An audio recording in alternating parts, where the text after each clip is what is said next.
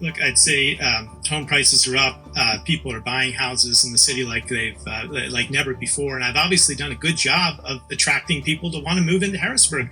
Just look to my right. You believe systemic racism exists in Harrisburg? Relationships have a lot to do with succeeding. I'll note Dave did not answer the question, but I certainly believe that systemic racism exists in Harrisburg. And in order to address it, we need to keep doing exactly what we've been doing this past year, which is adopt a series of community-based strategies for enhancing our community policing division. It is without question that the number of crimes have gone down in Harrisburg every year that I've been mayor. Do you support increasing the minimum wage? Got to get our businesses back to work. If we were to put a requirement on them for a living wage, they're struggling to open as it is. That answer is spoken as if it came from somebody who was a lifelong Republican until very recently.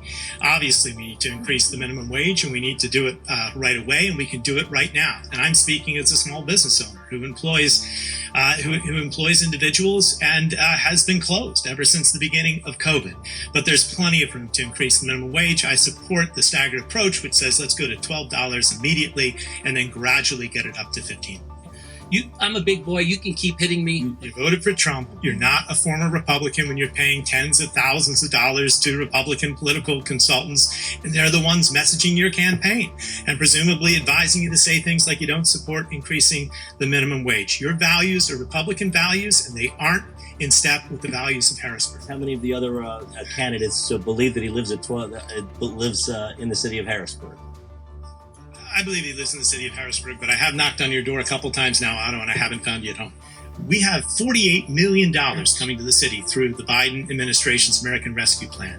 That is money that can really help, and we should start examining as a city, and I will lead the discussion on this, the possibility of a universal basic income approach to solving systemic poverty in Harrisburg.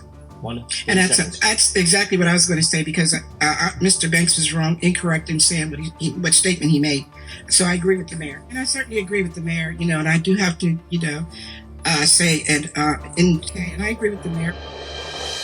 Since I first took office, crime is down in Harrisburg while home prices are up. The population is growing, jobs are increasing, and there's an unprecedented amount of new development on the horizon.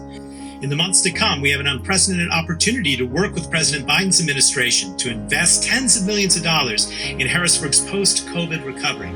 Together, we can and must cultivate a new generation of progressive leaders whose contributions I welcome and whose voices I pledge to lift up over the next 4 years. Let's keep moving Harrisburg forward. I'm Eric Pappenfuss, and I approve this message. I agree with the mayor.